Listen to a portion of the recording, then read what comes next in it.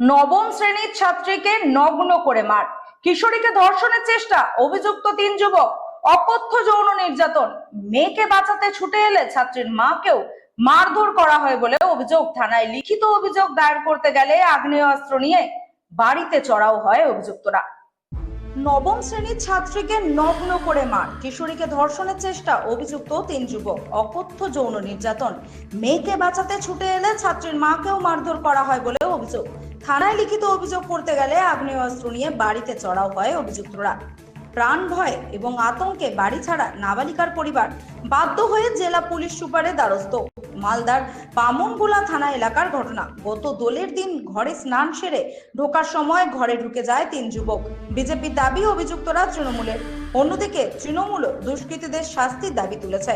রাজ্যে তৃণমূল সরকারের আমলে একটা মারাত্মক অ্যানার্কিজম চলছে। ল অ্যান্ড অর্ডার বলে আমাদের মালদা জেলায় কিচ্ছু নাই। আমরা জেলার প্রথম থেকে খুন, ধর্ষণ, সমস্ত রকম ঘটনা আমরা দেখে আসছি এবং এমন এমন অবস্থা হয়েছে যে এখানে পুলিশকে দুষ্কৃতীরা ভয় পাচ্ছে না।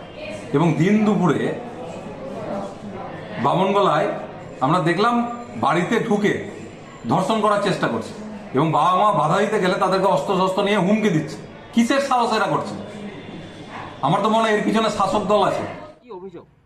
মানে বাড়িতে আমি একাই ছিলাম, আসে মানে না বলে ধর্ষণ করার চেষ্টা করে, মানে তারপর চিল্লা চেঁচামেচি করে, তারপর মারা আসে, তারপর মানে রাত কয়টা 11টা না কয়টার দিকে আসে, মানে হুমকি দেয় মারার। কি অভিযোগ? কি হয়েছিল আপনার মেয়ের সাথে? এই যে আমি ঠেকুয়া বানাচ্ছিলাম রান্নাঘরে, তো মেয়েটা চিল্লাচিল্লি করলো। তারপরে যে প্রতাপ গুপ্ত ছিল, এই জামা টামা সব উদ্দামা করে মেয়েটারও আর এই প্রতাপ গুপ্তরও। তারপরে আমি গেলাম, আমাকে এক লাথি দিল। এক লাথি দেওয়ার পর আমি পড়ে গেলাম, পড়ে যাই। তারপরে মেয়েটাকে আমি উঠার পর এই যে এখন ধমকি টমকি দেয়, এখন বাড়িতে থাকা যাচ্ছে না। আমি ঘটনাটা একেবারেই জানি না, আপনাদের মারফতে জানতে পেরেছি। আমি অনতিবিলম্বে খবর নেওয়ার চেষ্টা করছি কি ঘটনা ঘটেছে।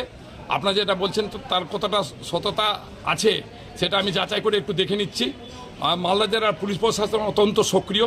যে কোনো ঘটনার পাশে পুলিশ অতি দ্রুত গতিতে ছুটে যায় এবং তদন্ত সাপেক্ষে আসামি ধরার চেষ্টা করে, শাস্তি প্রদানের চেষ্টা করে তারা। সেই ক্ষেত্রে এখানে যদি কোনো ঘটনা ঘটে থাকে নিশ্চয়ই পুলিশ খুব তৎপরতার সাথে দেখবে।